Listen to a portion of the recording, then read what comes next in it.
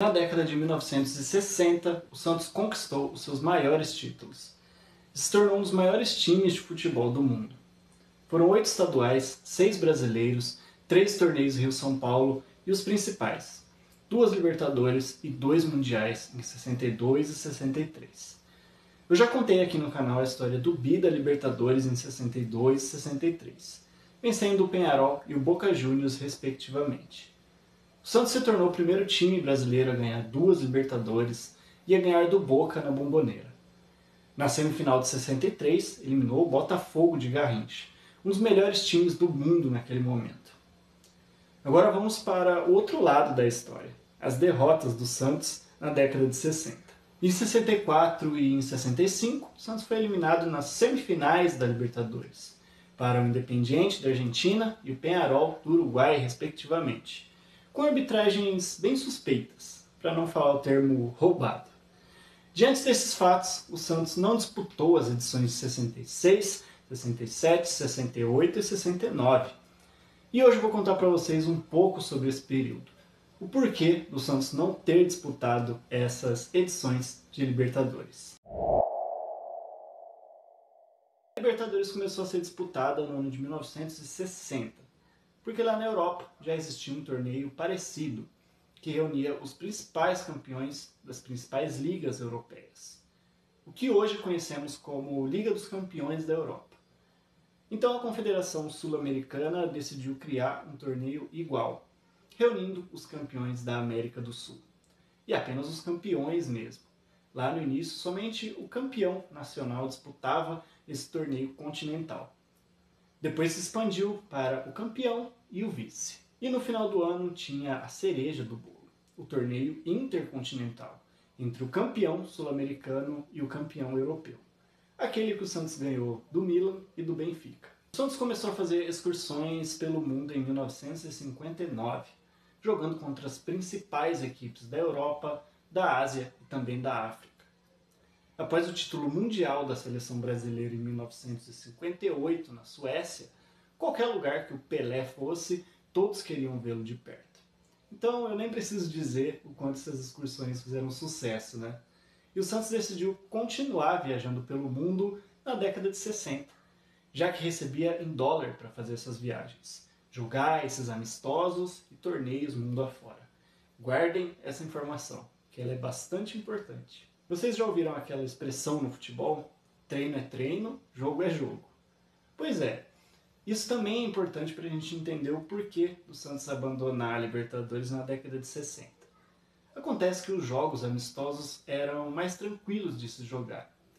E o Santos era o centro das atenções e era muito respeitado pelos adversários e pelas torcidas também. Já na Libertadores não era bem assim. Hoje sabemos o quanto os uruguaios e argentinos são competitivos, para não dizer violentos. Mas, gente, naquela época era 1000 vezes pior. Os caras batiam sem dó, principalmente quando jogavam contra os brasileiros.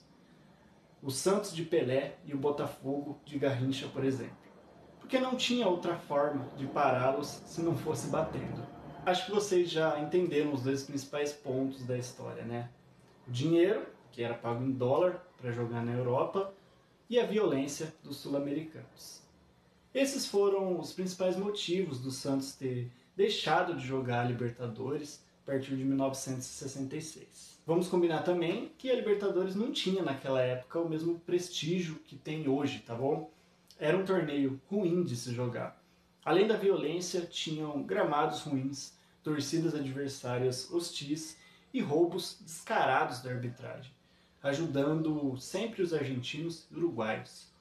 Foi até comprovado que os caras pagavam os árbitros para beneficiá-los. Depois de ser eliminado na mão grande para o Independiente em 64, o Santos anunciou que não jogaria a Libertadores de 1965. Mas voltou atrás na decisão e acabou jogando, onde foi roubado novamente, dessa vez pelo Peñarol, em ambas as ocasiões na fase semifinal. Em 1966, a CBD anunciou que os brasileiros não iriam jogar a Libertadores, porque tinha uma rixa com a Confederação Sul-Americana, por conta da arbitragem e da conduta violenta dos adversários quando jogavam contra os brasileiros. Aproveitando então o gancho, o Santos não disputou também as edições seguintes e decidiu fazer essas viagens pelo mundo, unindo o útil ao agradável.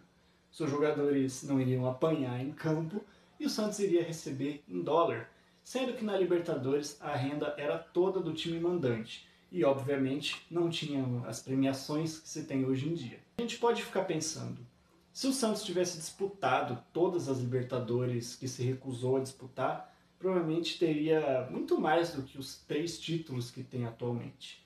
Pepe, o canhão da Vila, disse que o Santos teria umas 10 Libertadores. Após esses episódios, na década de 60, a Confederação Sul-Americana ficou tão manchada que nem mesmo os times europeus queriam disputar o Intercontinental.